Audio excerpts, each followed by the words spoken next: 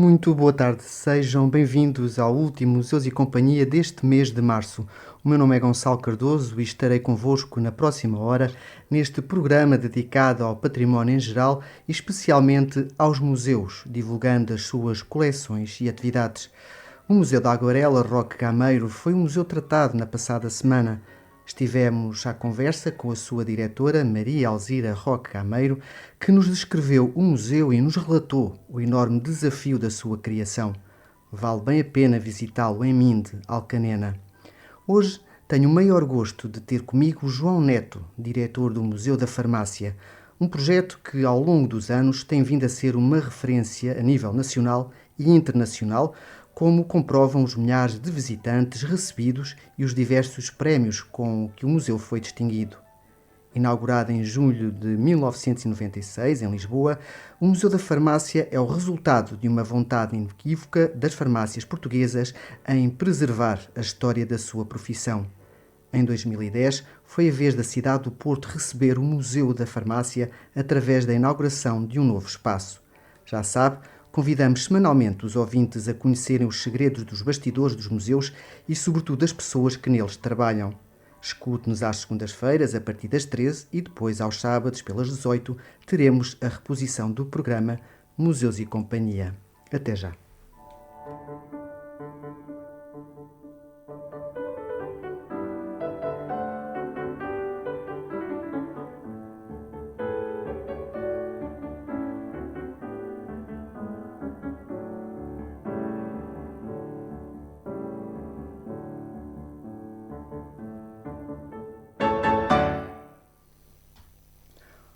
Grande João Neto, bem-vindo a este programa, a ABC Portugal e a Orem. Creio que não é a primeira vez que vieste a Orem. Antes de mais, boa tarde. Muito obrigado, Gonçalo, pelo este amável convite. Não é a primeira vez, nem será a última. Portanto, é com enorme gosto que estou contigo, com um colega estimado e aqui também na Rádio ABC. Nós é que agradecemos e é uma honra muito grande ter-te aqui neste estúdio. Eu creio que não será uma inconfidência, é normal com os convidados, dias antes, pedirmos um envio de uma síntese biográfica. E eu pedi aqui ao João Neto, por SMS, essa síntese biográfica, ao qual ele respondeu: sou monárquico e sportinguista. E eu respondi: o programa tem tudo para correr mal porque eu sou republicano e benfiquista. E agora, como é que vamos fazer isto? Dentro da democracia, vamos trabalhar os dois em conjunto para termos um grande programa. Muito bem, e vamos tê-lo de certeza, e já estamos a falar de ti. Portanto, já sabemos que és monárquico e sportinguista, mas fala-nos um pouco de foste criado de onde? Vila Franca de Xira. Eu sou vilafranquense, ribadejano. Gosto exatamente do que é a minha terra de Vila Franca, mas não deixo de pensar exatamente que o meu apreço por viver agora em Lisboa, mas aqui também tenho um outro lado, que é o lado britânico, uma vez que a minha irmã, muito cedo em 74, foi para a Inglaterra, casou-se com um cidadão inglês e então este rapaz, desde os 9 anos, o lado britânico também corre aqui um bocadinho na alma e no coração. Daí a monarquia. Não tanto, porque já da parte paterna dos meus avós já éramos todos monárquicos. Muito bem.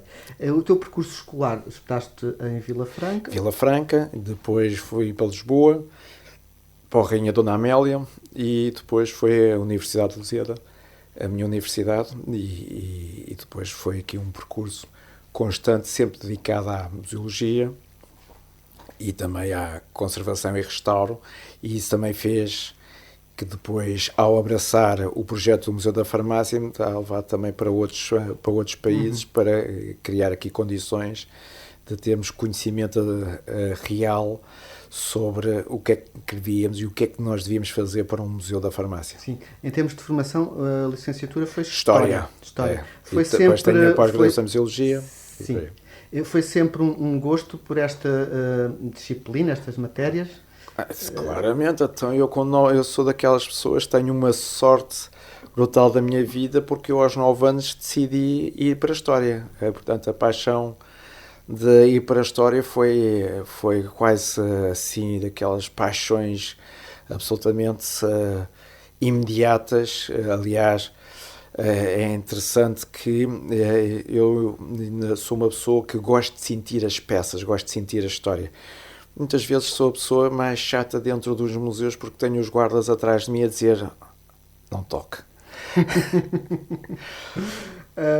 Mas, portanto, esse gosto pela história já te vias a ir para um museu trabalhar? Ou Não mais tanto, a investigação? não, era mais a investigação porque Não sempre... ensino?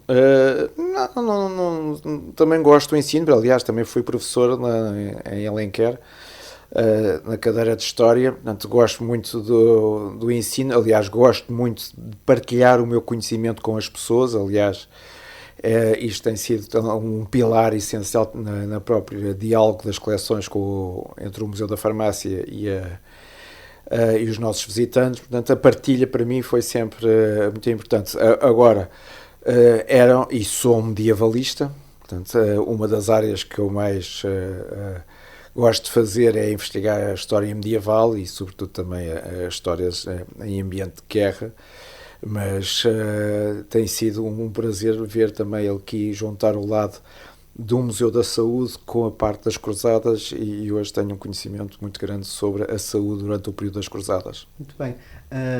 Portanto, conseguirei adivinhar que nas férias escolares visitarias museus e castelos. Sempre. E aí tinha ao meu lado do meu avô que habitualmente fazia aqueles passeios com os netos e sobretudo eu era o neto mais novinho e portanto em Lisboa e não só, pelo país, pela mão do meu avô, muito deste património que hoje existe, graças a Deus, eu tive o prazer de tocar. Muito bem. Portanto, voltamos a Lisboa, à formação em História e Museologia. Como é que se deu esta entrada para o Museu da Farmácia? Foi o primeiro museu que trabalhaste? Primeiro e único. Não tenho assim, agora com 56 anos, a caminhar para os 57, não estou assim neste momento, porque é uma grande paixão. É uma história romântica, porque neste período secundário universitário acabei por conhecer a minha esposa, Paula Basso, conservadora e curadora do Museu da Farmácia, e foi neste contexto quase familiar que fui-me apercebendo, assim, de uma forma muito gradual, que o meu sogro, o Dr. Salgueiro Basso, membro da direção da ANF, tinha desde 1981 um grande desejo, que era fazer um museu dedicado à farmácia. Portugal era praticamente o único país do mundo ocidental que não tinha um espaço específico e estratégia específica para a preservação do património.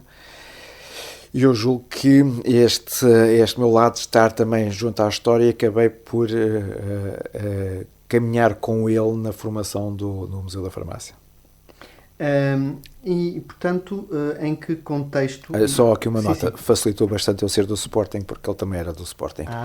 Tudo ali no bom caminho. No bom caminho. Então, como é que surgiram estas coleções que o museu expõe? Em que contexto? O museu, como eu disse, Gonçalo, surge numa vontade, e tu acabaste por referir, numa vontade expressa das farmácias portuguesas terem um espaço. Claro que o meu sogro, e depois mais tarde com outro colega, o Guerreiro Gomes, de uma farmácia da Ajuda, tinham esta paixão pela história. Claramente que temos aqui outras duas pessoas, que é o Dr. João Cordeiro, presidente da ANF, o Dr. João Silveira, e mais tarde junta-se esta aqui a Dra. Maria da Luz, no qual houve sempre aqui esta ideia que foi suportada por uma direção nacional que percebeu que nós tínhamos que preservar o património farmacêutico. Estamos nos anos 80, Portugal vai entrar na União Europeia, há um grande esforço por todo o país para a inovação das farmácias e havia consciência de que essa inovação do espaço das farmácias poderia levar à perda de património. Portanto, e foi a partir daí, de 81, sobretudo até 1996, quando fazemos a inauguração da nova sede da ANF e do museu, que vamos recolher milhares de peças do património português, sobretudo do século XIX a século XX. E essa recolha foi, portanto, junto das farmácias, foram aquisições ou as próprias farmácias doavam? Doavam. Eram, sobretudo, e isso ainda hoje se sente-se, uma vontade de colaborar e de participar, porque as farmácias, para além do apoio financeiro que todos os meses dão ao museu, acabam por ter ali um grande gosto, porque nós somos o espelho da sua atividade, um espelho que mostra a sua história. Claro que eu sempre quis mostrar que não era apenas um museu para expor as peças, mas sobretudo o conteúdo científico que aquelas peças conservam, que representam todo o conjunto de noções de ciência que os farmacêuticos têm que ter quando são formados nas universidades. E isso acaba por ter este apoio muito grande que ainda continuadamente nós temos ainda hoje. Portanto, foram fazendo a recolha dessas coleções e foi necessário um espaço físico para expor. Como é que chegamos ao espaço atual? Onde está situado? O espaço estava perfeitamente definido. O museu irá estar e vai estar sempre na sede da ANF, da Associação Nacional das Farmácias. Portanto, foi essa a vontade que existia e ainda hoje existe, sobretudo aqui em Lisboa. Mas houve aqui depois uma outra situação, porque quando nós inaugurámos em 96, também nesse ano começámos a trabalhar para uma outra dimensão, que era a dimensão internacional. E o museu, hoje em dia, acaba por ser o único museu de história universal que existe em Portugal, porque as suas coleções de cerca de 17 mil peças representam uma continuidade da história universal naquilo que respeita a todas as inovações técnicas, mas também espirituais, a ligação espiritual da própria farmácia e a saúde, e nós acabamos por ter representado nas nossas coleções, como eu disse, todas as culturas que marcaram a história da humanidade, tudo com peças originais. Isto fez também que o museu tivesse um incremento muito grande de coleções e de objetos, o que fez que depois, em 2010, como tu disseste muito bem, também fôssemos para o Porto. Portanto, o museu acaba por ser, ele está organizado nessa cronologia que é uma perfeita e bonita viagem pelo tempo, mas da história e da ciência. Já vamos viajar nessa cronologia. Antes de entrarmos, portanto, o espaço, o edifício, é um edifício nobre que foi adaptado para o museu. O edifício em Lisboa tem essas duas componentes. É a recuperação de um edifício do século XIX com uma parte que foi estruturada de novo. Portanto, e o museu...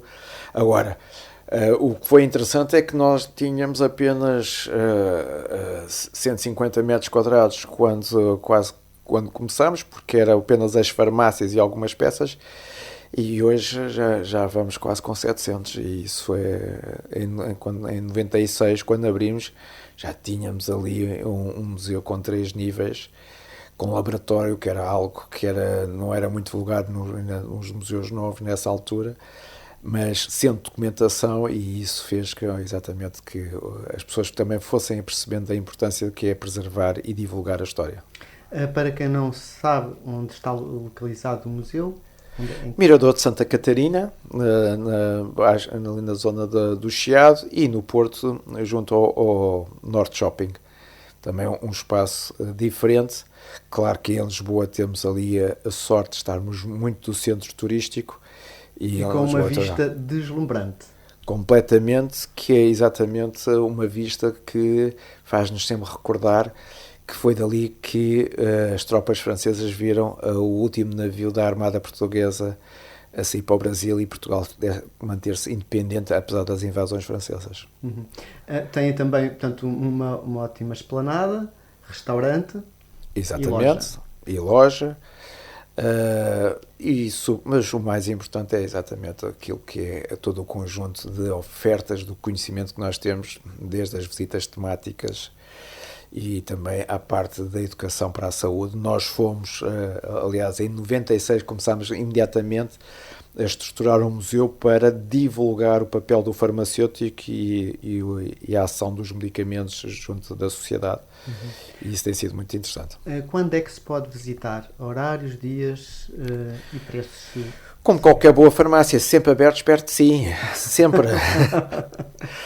Não, de segunda a sábado, das 10 às 18 horas, mas não quer dizer que programada uma visita temática que não possa ocorrer à noite. Aliás, esta nossa versatilidade e sobretudo aquilo que eu chamo que é um museu tem que ser igual a uma farmácia, temos também muitas atividades depois no normal encerramento, porque nós queremos que o museu seja exatamente também um reflexo do que é o esforço da farmácia e dos farmacêuticos junto à sociedade. E, portanto, não apenas na noite dos museus, não é? Sim.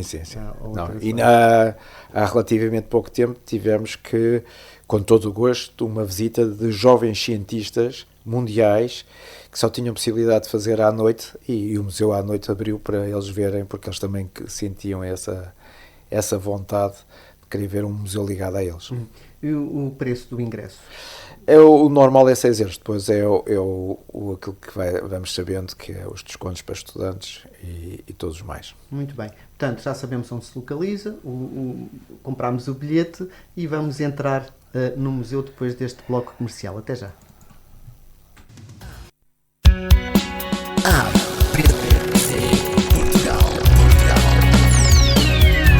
ABC Portugal 92.3 FM. E voltamos à conversa com João Neto, diretor do Museu da Farmácia. Na primeira parte percebemos o contexto da criação deste museu. Já compramos o bilhete e vamos visitar o museu e temos a honra de ser conduzidos pelo senhor diretor do Museu da Farmácia. Então, como é que se faz esta visita? Começamos por onde? Pelo princípio, não é? Claro, é um convite que nós fazemos a todas as pessoas, que é viajar por uma história única, que é a história da saúde, que nos toca a todos, mas sobretudo terem a possibilidade de ver peças excepcionais como eu disse, de todas as culturas e sobretudo, e eu vou fazer aqui um parente, que é a importância que nós juntamos, quando nós juntamos a coleção nacional com a coleção internacional, acabámos por criar aqui uma situação muito interessante, que foi colocar a história local portuguesa numa dimensão internacional. E eu quero chamar aqui e agradecer também à farmácia de Alvaiarse, a farmácia Pacheco Pereira, porque foi uma das farmácias que doou o seu espaço de farmácia de meados do século XIX para o nosso museu e hoje, e estando aqui convosco em Orei, eu teria que fazer esta homenagem a este esforço e esta dedicação que representou a doação da farmácia Pacheco Pereira de Alvaiarse para o Museu da Farmácia. Portanto, as pessoas têm sempre duas hipóteses ao entrar no museu, porque o museu estava dividido em 2 andares. No primeiro andar é a história do mundo e aí podemos começar imediatamente pela grande surpresa que as pessoas vão ter, que é serem recebidas por um dos sarcófagos mais antigos que existem em Portugal. E essa é logo a primeira apreensão que estão num museu para além do armário de farmácia que tem lá em casa. Nessas primeiras áreas eles podem caminhar por excelentes peças egípcias, também da Mesopotâmia, onde ficarão a conhecer que desde a Mesopotâmia já existe receita médica, e daí a importância da receita médica que chega aos nossos dias, pelo lado da segurança, da comunicação e da produção do próprio medicamento. Depois é um caminhar por peças, quer da antiga Grécia, quer da Roma, também muito surpreendente para algumas das pessoas, porque já tiveram a passar férias no México, vão ver um conjunto muito interessante de peças pré-colombianas. Peças aztecas, incas e maias acabam por fazer aqui esta ligação numa altura e numa época em que não há TikToks, não há internets, mas que, como seres humanos, vão ter as mesmas preocupações em termos da eficácia do medicamento para dar saúde, para dar um sorriso às pessoas e, sobretudo, segurança, a segurança do medicamento. Claro que depois damos aqui um grande salto pelo mundo árabe-islâmico, temos uma magnífica peça que é o Cânon da Avicena. Mergulhamos no século XV, século XVI, com toda aquela luz vibrante dos vasos de botica de farmácia italianos, franceses. Claro que nesta altura do Renascimento temos que dar um toque de magia, não é só o Harry Potter, temos lá as famosas pedras de Bezoar, mas também como fazer medicamentos de unicórnios, num livro do século XVI. E claro que vamos chegar a uma peça também muito importante, que é exatamente a Pedra Filosofal. Nós temos a verdadeira Pedra Filosofal, feita por farmacêuticos jesuítas portugueses em Goa, e a partir daí é um viajar por microscópios do século XVII, toda esta nova química que vai dar uma força e uma segurança ao banco das operações. Passamos por África e, sobretudo, todas estas culturas africanas que também não deixam de marcar algum desenvolvimento e conhecimento, sobretudo de todas aquelas plantas e outras substâncias mais tradicionais que depois nós no século XIX vamos colocar na nossa farmacopeia ocidental. Mas talvez uma das peças mais interessantes é nós termos neste primeiro andar uma cultura de penicilina feita e assinada pelo professor Flénico. Depois de todo este banho universal pelo património, no piso de baixo, aí é o deslumbramento, que é o poder sentir e ver farmácias reais. Portanto, e nós temos a única farmácia real que existe do século XVIII, uma farmácia que veio de perto de Penafiel, de Paço de Sousa. Temos então a nossa, que é a peça ligada a Voz, que é a farmácia Pacheco Pereira, depois o outro lado, que é mostrar o lado científico da farmácia, mostrando 3 espaços científicos através da farmácia liberal: sala de público, laboratório e laboratório de análises. Claro que nesta viagem em Lisboa acabamos por ter algo também muito específico, que é uma farmácia macaense que nós trouxemos. No Porto, para além de toda esta cronologia histórica que mantivemos no Porto temos também uma farmácia que conseguimos trazer de Damasco antes de começar a infeliz guerra naquela área geográfica, mas também temos uma magnífica farmácia do Porto, no qual, nessa farmácia, tinham a única farmácia falante. Portanto, isto estamos a falar de início do século XX. Portanto, estamos a ver o Museu da Farmácia surpreende pelo conhecimento que nós podemos dar às pessoas, do ponto de vista farmacêutico, mas sobretudo também do ponto de vista científico, mas ao nosso lado claramente está todo este lado que é o lado da arte, e as peças farmacêuticas têm arte. Claro que eu, como monárquico, não podia deixar de falar da importância de nós termos um preservativo king size, mostrando exatamente a importância de viver na monarquia, que já que a República nunca conseguiu arranjar um tamanho igual ao king size, e que acaba por ser uma das peças em que os sorrisos são frequentes. Eu tinha aqui precisamente no alinhamento qual é que era a obra que mais surpreendia ou era do maior agrado dos visitantes. Já me estás se calhar a dizer, não? Para os adultos Para os adultos é esse, mas para os mais jovens é claramente o corno do unicórnio. Nós temos um corno do unicórnio, e nem que seja pelo lado do Harry Potter, que trouxe novamente para os mais jovens toda esta ideia do unicórnio. E claro que o unicórnio era uma substância essencial na produção de medicamentos. E nós temos. Falando do cinema, eu creio que tem muitas atividades ligadas ao cinema, atividades no museu.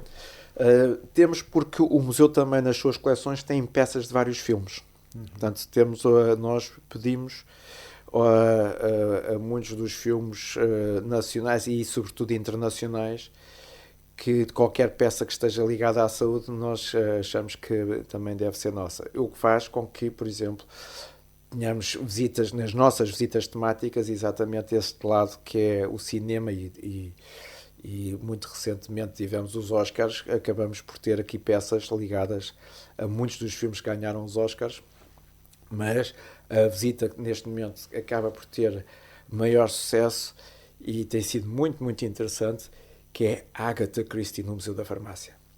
Portanto, são âncoras, são peças âncoras que atraem um Completamente. público Aliás, específico e... Sim, eu, Gonçalo, e esta então da Agatha Christie no Museu da Farmácia, no período pós-Covid tem sido uma grande visita, porque nós fazemos a ponte não só entre o lado da Agatha Christie enquanto farmacêutica, o ambiente de farmácia e o que era a farmácia nessa altura, mas também depois como é que nós vemos este lado da farmácia aplicado aos vários romances e depois é esta relação intensa que existe entre a parte química que existe nestes romances, mas também a parte política, parte social.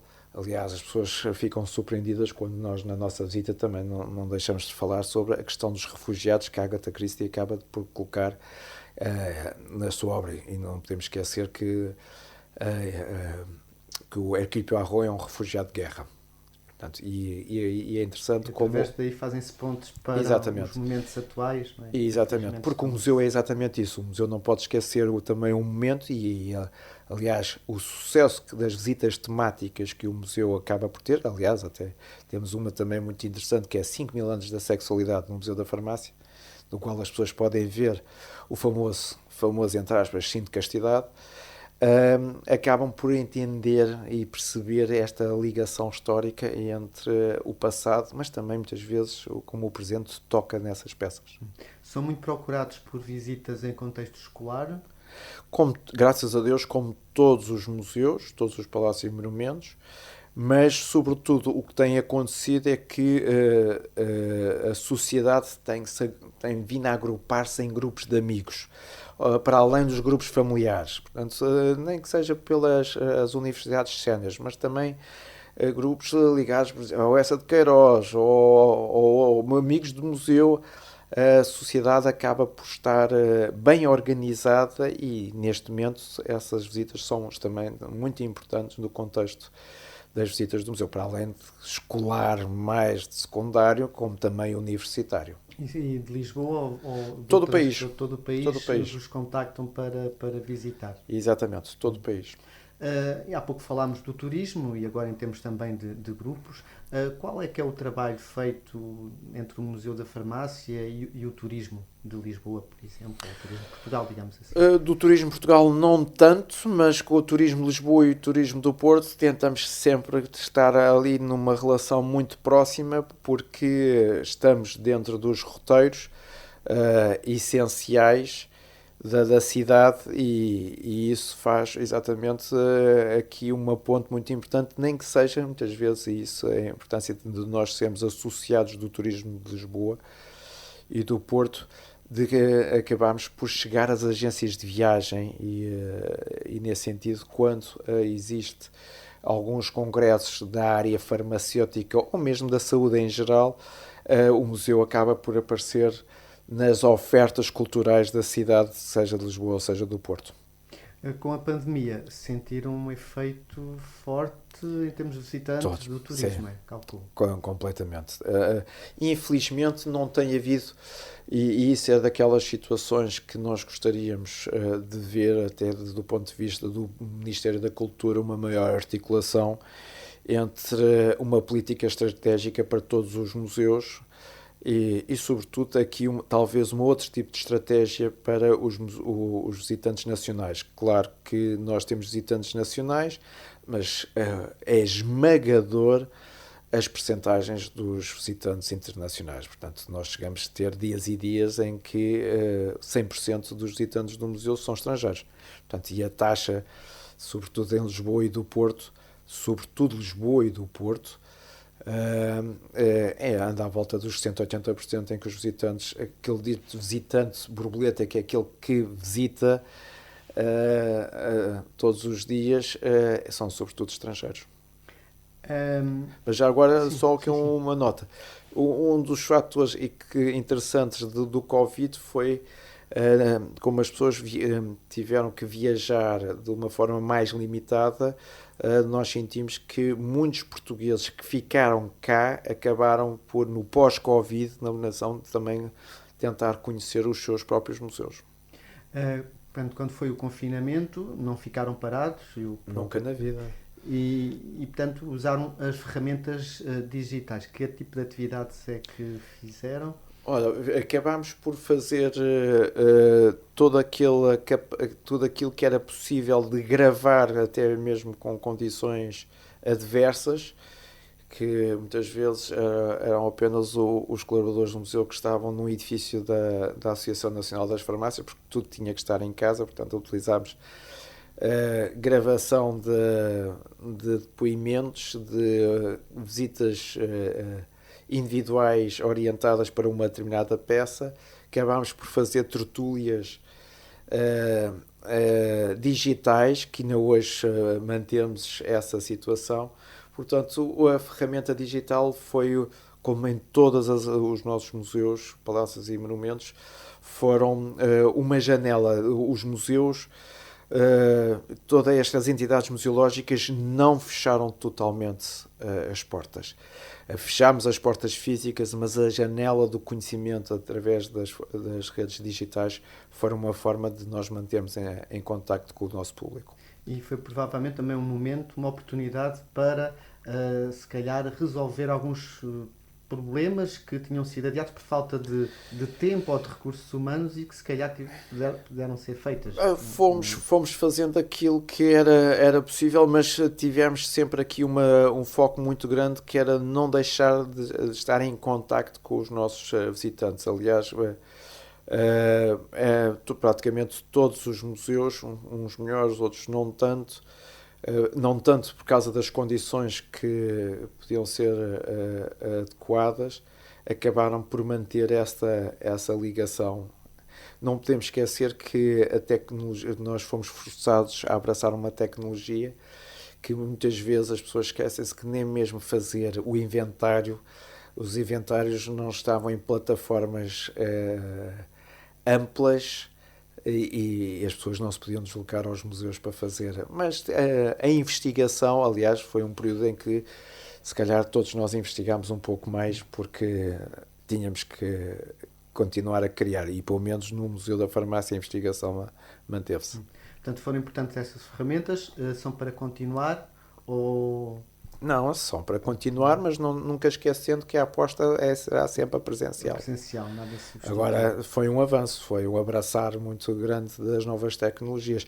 Só que uma nota, nós fomos forçados, mas não podemos esquecer, por exemplo, que países como o Reino Unido, que há muito tempo vinham a abraçar esta comunicação digital entre os museus e a sua comunidade. E isso, antes tivemos que ir avançar. Eles estavam muito mais preparados, com melhores condições, mas pelo menos não parámos. Por falar em comunidade, parcerias com a comunidade local, têm frequentemente? Vamos tendo, sobretudo em Lisboa, porque nós vivemos na Junta de Freguesia da Misericórdia, e não podemos esquecer, por exemplo, que a escola, o Passos Manuel, ali tem cerca de 20 e poucas nacionalidades diferentes, o que faz que o museu seja ali também um ponto interessante de encontro com essas comunidades. É uma das vantagens do Museu da Farmácia, e sobretudo nós vivemos num mundo multicultural, poder ter ali junto às pessoas ganchos com as suas raízes.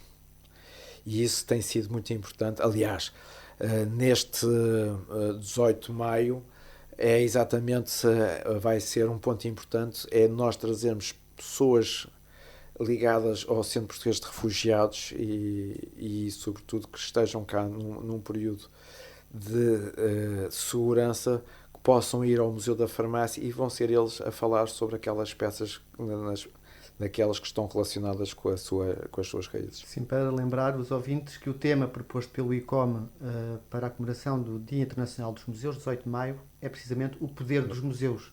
E, portanto, aqui é uma forma de mostrar o poder que o museu pode ter, neste caso.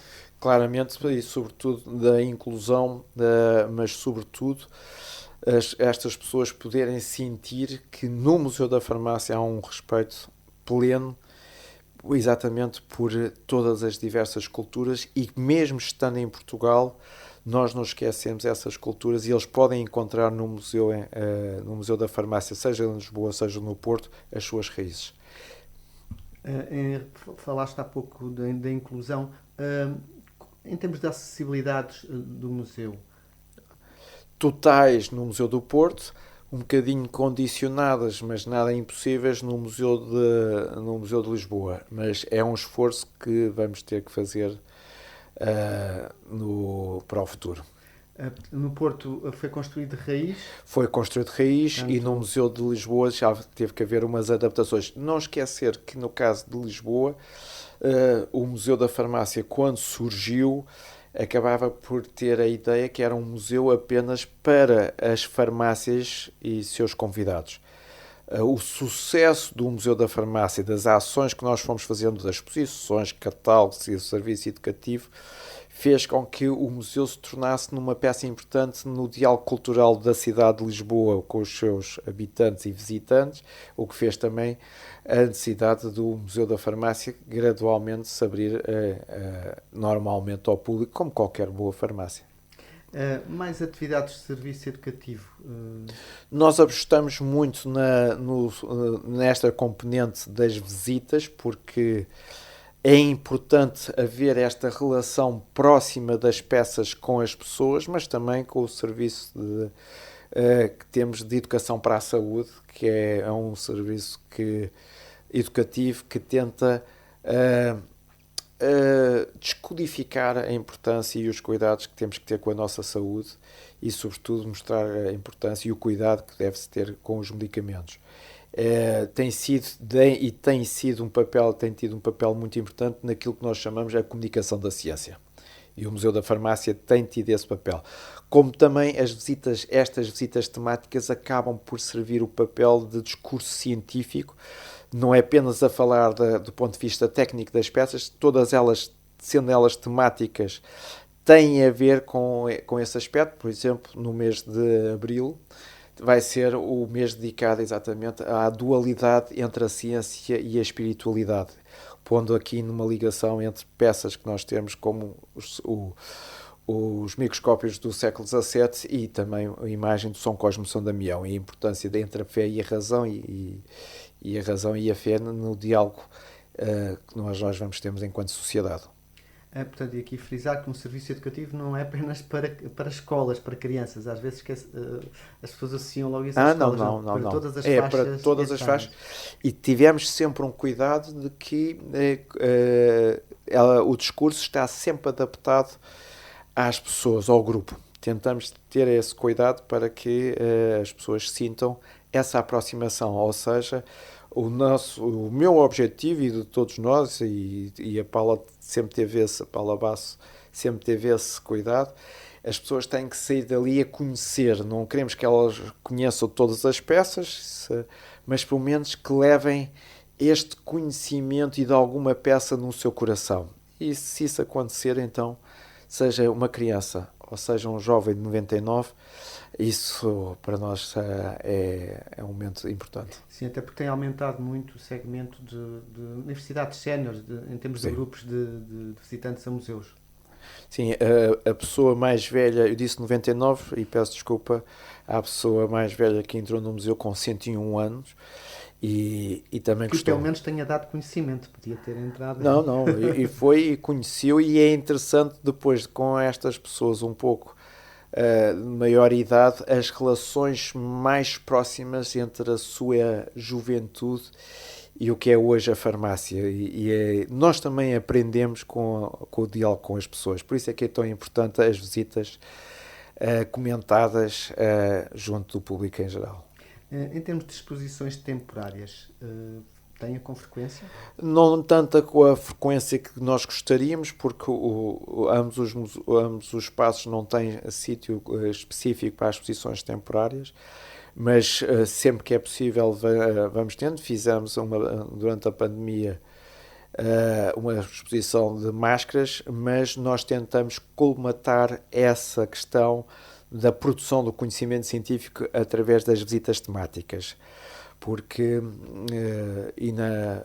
foi interessante. Agora fizemos um diálogo muito interessante entre uma exposição de joias de arte contemporânea em diálogo com as nossas peças. Nós tentamos que haja sempre ali um diálogo entre as nossas coleções e as peças que muitas vezes vamos tendo em empréstimo. Aliás, eu estou a dizer isto e sabendo que tu, Gonçalo, que és um benfiquista, temos uma homenagem ao Benfica. O Benfica, para aqueles que não sabem, nasceu na farmácia Franco de Belém, e nasceu exatamente naquele espírito que é a história da farmácia, que é a tertúlia, e nessa tertúlia Cosme Damião acabou por, com outras pessoas, criar o Benfica, e nós temos uma homenagem ao Benfica durante estes meses. Aliás, este ano vai ser interessante porque temos o Benfica, vamos ter o Sporting e também vamos ter o Futebol Clube do Porto. Vamos ver quem vai vencer. Estão todos quem vai vencer é o visitante. É o visitante. É para ele que estamos a fazer isso. Que trabalhamos e que os museus trabalham. Portanto, em relação às exposições temporárias, itinerâncias pode ser uma possibilidade? Itinerância geralmente está a ser feita entre Lisboa e Porto. Durante algum tempo fizemos e continuamos sempre com essa perspectiva, que é sempre que as farmácias de uma determinada zona pretendam que exista uma exposição sobre a sua atividade, nós fazemos em colaboração com elas e com a autarquia local. Fizemos isso várias vezes, tem resultado muito bem. Porquê? Porque a história daquelas farmácias é a história da farmácia do país. E isso tem sido muito importante nesta aproximação, novamente, do lado científico da farmácia, mas também do lado artístico, quando nós trazemos exatamente esse conhecimento a todo Portugal. Seja os Açores, seja a Madeira, todos têm tido essa possibilidade e fazemos com um enorme gosto. É recorrente pedirem determinadas obras, mesmo para museus estrangeiros? Sim. Temos tido sempre essa amável oportunidade de partilhar as nossas peças com outros colegas e, sobretudo, com outros museus. Fazemos sempre com o maior gosto, porque é dessa forma, criando estes roteiros do conhecimento, é possível também de criar mais poder, quer para os museus, mas também quer para as pessoas. E gerir 2 museus afastados fisicamente? Não é fácil, porque são 2 dinâmicas completamente diferentes, porque Lisboa e Porto não são iguais. Mas é possível quando uma pessoa sente um enorme gosto, como eu sempre tive, pela história, criar aqui dinâmicas que permitem exatamente que sejam as pessoas do Porto, sejam as pessoas de Lisboa, tenham sempre o mesmo nível de conhecimento, e nós fazemos exatamente o nosso trabalho para que todos tenham. Aliás, não há 2 polos, há um único museu em que a coleção está dividida entre peças excepcionais que estão no Porto e peças excepcionais que estão em Lisboa e vice-versa. Muito bem. Vamos falar de prémios. Prémios APOM. É um museu premiado. Tivemos a honra de termos sido nomeados e temos ganho em 96, 97 o prémio de melhor museu, o prémio também de serviço educativo, restauro.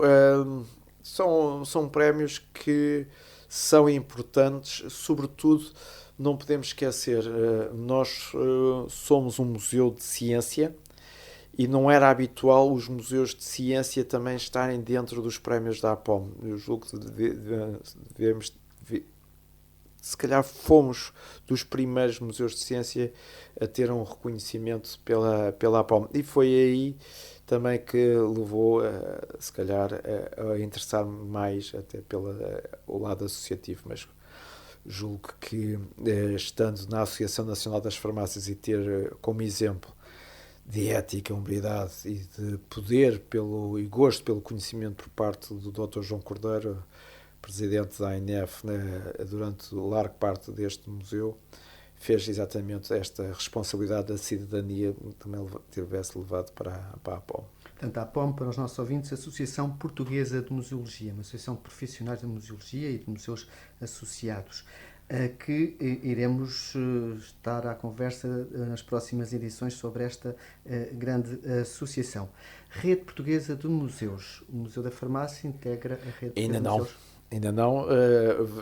Vamos concorrer com calma, mas vamos concorrer, deixando de estabilizar também exatamente a Rede Portuguesa de Museus, mas teremos todo o gosto. Eu julgo que neste momento existem condições, até por parte da rede, porque graças a Deus também a rede foi percebendo que algumas exigências tinham que ser adaptáveis às várias realidades dos museus e tenho todo o gosto e honra também de colocar o museu a ir pertencer a este clube que é a Rede Portuguesa de Museus. Portanto, a Rede Portuguesa de Museus é uma rede de museus onde terá que existir determinados requisitos para ingressar, e é um trabalho que se vai fazendo gradualmente e que depois poderá permitir programas de apoio financeiros para determinadas áreas dos museus.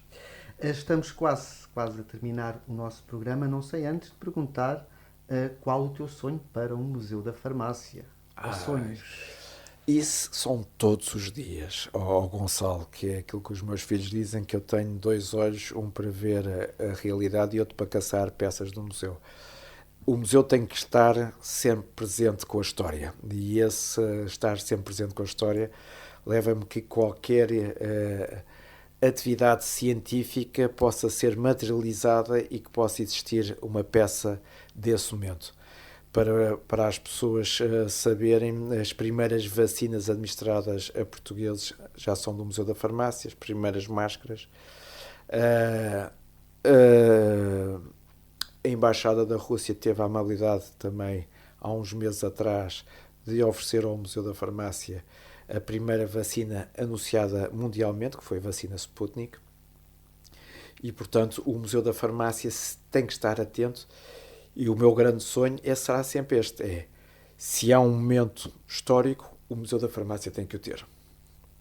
Muito obrigado, João Neto. Foi uma honra ter-te aqui neste programa. Muitos parabéns pelo teu trabalho e restante equipa.